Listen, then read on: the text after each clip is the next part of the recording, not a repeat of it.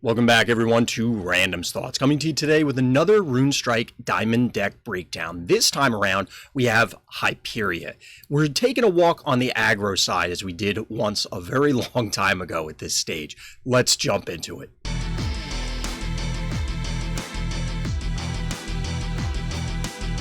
As I'll explain later, this is a deck that started out very strong, and then life got a little more complicated thanks to a recent patch. But we're going to jump in and, of course, start with the champion blood abilities. So Hyperia is an Order Nature champion, and her A1 is Amazonian Guard. Target friendly minion gains +2 health and guard. Now, this is definitely very useful if you are trying for some, we'll say, cheesy builds. If you're trying to focus on carnivorous plant, this might be the way to go. And if the alleged counter changes that have been alluded to by the dev team go through, then maybe that's something to revisit. I'm not a huge fan personally. It does come up occasionally just to make sure that something, hey, you have the only minion on the board. It happens to have, 5 health. I want to survive a meteor storm. All right, I'll Amazonian Guard, so that way my opponent has to jump through an additional hoop, that sort of thing. Next up is Tribal Wisdom. Now, as you can probably tell from the deck name up there, A2 all day. The deck shifted, and we'll get to A3 as to what it shifted from momentarily. But Tribal Wisdom is target-friendly minion gains +1/+1 for each other minion you control. So at most you can get +4/+4, which is nothing to sneeze at, especially when you put it on something with speed, or even just make an unblocked attacker or evasive attacker that much more threatening. The entire deck right now is kind of revolving around getting that set up, and when we get to the card alternatives, we'll talk about that more. Now, lastly, we have A3, which is Aegis of the Amazon. This was originally what the deck was built around, this and Phalanx formation, but if you cheat a little bit and look over there, those aren't in the list anymore, and I'll explain why when we get to the single card breakdowns. But the Aegis is summon a Matriarch Sentinel to each of your empty slots. Now, one of these days, I'll remember to start on this screen instead of on the deck when I'm talking about the champion breakdowns, but today is not that day. So, as far as Aegis goes, this is a Matriarch Sentinel. It's a 3-cost 1/1 with a War Cry. This gains +1/+1 for each other minion you control. Now, keep in mind, they don't see each other when they come in. So if you have, say, 2 minions on the board, they're all going to get +2/+2. They're not going to come out as 5/5s or anything like that, which is kind of what you'd expect. Ultimately, this A3 ability was what the deck revolved around, as mentioned before, but it's kind of fallen by the wayside for me. It's primarily A2. However, there are certainly situations where this comes up and you have to be on the lookout for them because, guess what? It's 5 blood. You can't just throw that around. All right, so that's all of the champion abilities. Let's jump into the cards themselves.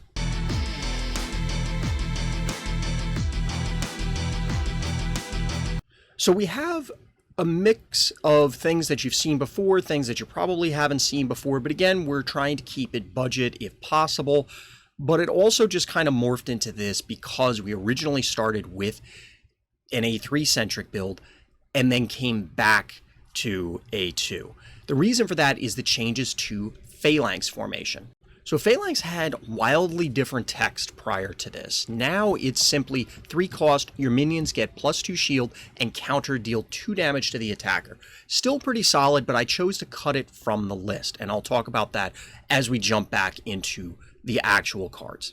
So, as mentioned, Phalanx formation ended up getting excised. Why is that? Well, we aren't getting that massive shield boost that you used to previously when you had a full board.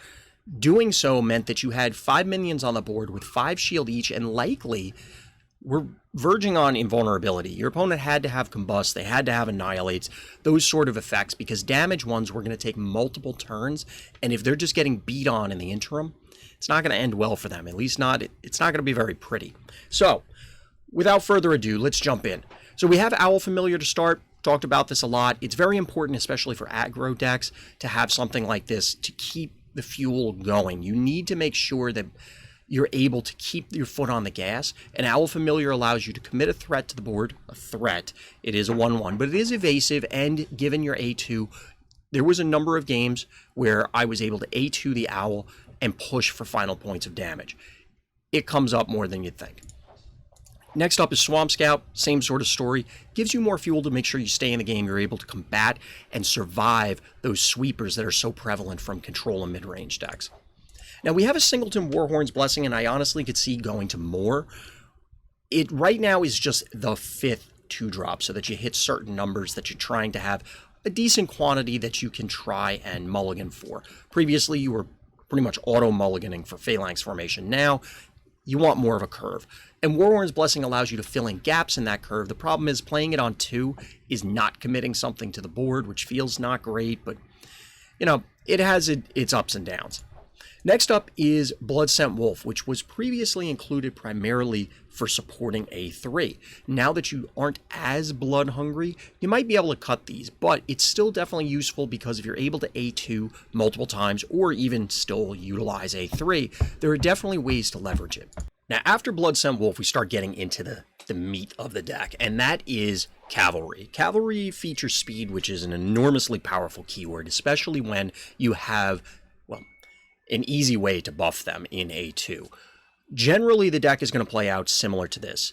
You play some early minions, you get to a turn where you can safely play a speed minion, or you think you can, and then you stack +3/+3 or better onto Cavalry. And all of a sudden, it's a 4/7 with speed. That's Horus, but for 3 cost. Now, granted, you don't have Blitz, so it's not the same, and blah, blah, blah, but trust me, you can put on a ton of pressure.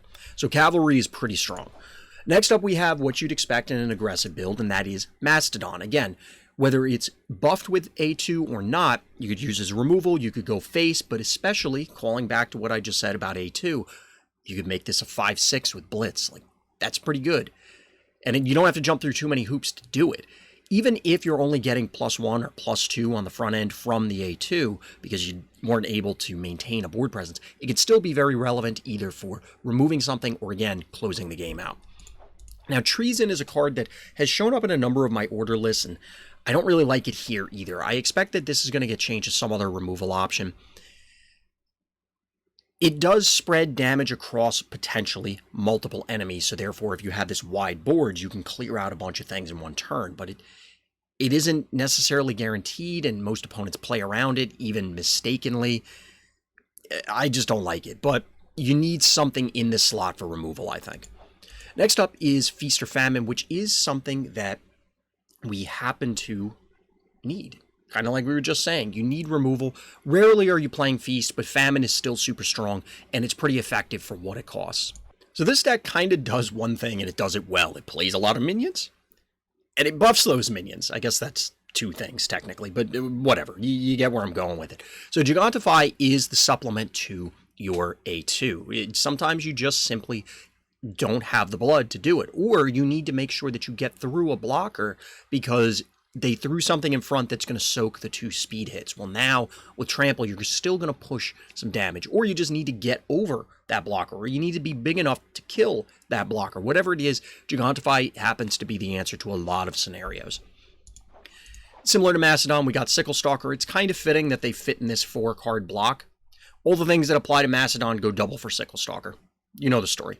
Now, next up is Zephyr Knight. This doubles as removal as well as a significant threat. Remember we were talking about 4/7 cavalries? Well, Zephyr Knight is +1/+1 bigger, plus it removes blockers or potential threats when it hits the board.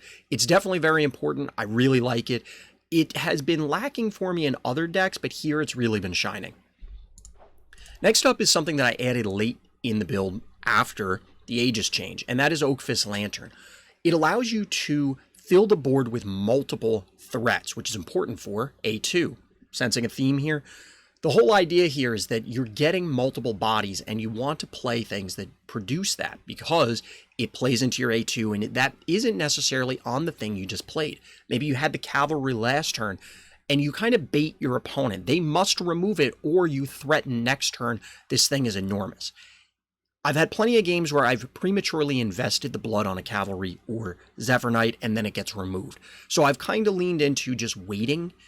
Obviously, you run some risk. It's a cost-benefit analysis of whether they have the sweeper. Is it a Desert Twister or is it a Combust? Is it And Annihilate, well, that wouldn't hit anything, but, you know, is it some targeted removal or is it damage-based? And then you have to weigh which one is more likely. But Oakfist Lantern allows you, coming back to the card we're actually talking about, it gives you 2 reasonable, aggressive bodies at the same time. I really like it. Next up is Desert Twister. Speaking of Twister, I keep calling it Desert Twister. Speaking of Twister, you can anti-M your entire opponent's board away or just stun lock their flying threats if they happen to be a later game deck, or dragons, I guess, which are kind of synonymous. But anyway, Twister does a whole lot for you, especially if you're playing downhill. You already have a board. Well, I Twister your board, keep wiping it out. You know the drill. So next up is Castellan Luminary. This actually was previously another Oakfist Lantern, but I just kind of wanted to try it out. It's a different body. I don't think it's better. I think it should probably just be Oakfist Lantern because it's cheaper. Granted, the Templar that gets summoned allows you to actually interact with the board. So you get a 4/6 and a 4/5 as opposed to a 4/6 and a 4/4. And you get this recovery effect. I don't know. I don't think the 1 mana trade-off is worth it, but it was worth trying. Maybe I'll come back to it. And last but not least is Trample Herd. Remember we were talking about things that fill the board like the Luminary and the Oakfist? Well, you can't get much better than Trample Herd. You don't have access to Longship Raid, but you do have access to a bunch of trampling mastodons. And you can definitely put a herd on someone either with a single card or, again, in conjunction with A2. So those are all the cards that are in the current list. Let's talk about some changes you can make to it.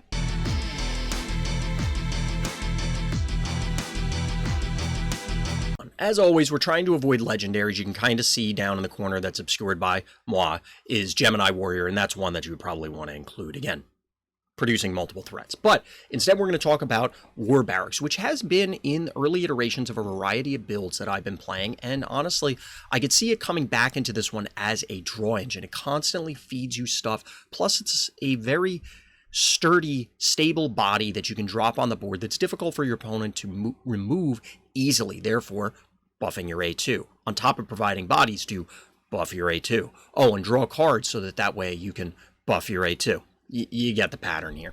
Island Turtles have been a card that's kind of ubiquitous in every nature deck I build, but they're notably absent from this particular one, and that may have been a mistake. Island Turtle serves multiple purposes. It draws you a card via the Conjure. It produces a body on the board, a fairly sturdy body, and despite the fact that it starts with a meager 2 attack, all of that can be resolved very quickly with, slapping an A2 on there. I'm going to mention it and everything. Sorry, everybody. I'm sure everyone out there can conjure to mind a few neutrals, probably with orange gems that should be included, but we're going to talk about Jurassic Park here, and that's Raptor. Raptor is yet another speed minion, and while we don't quite have the ability to, well, we kind of can abuse it both better and worse than Emrys can.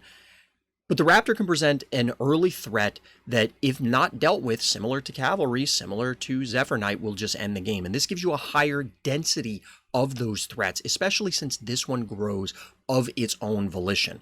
Now, obviously, you want to slam an A2 on it so that you can ensure that you're A, pushing more damage earlier and ensuring its survivability, but it will grow to monstrous proportions and take over a game if your opponent allows it. So it's worth at least a consideration.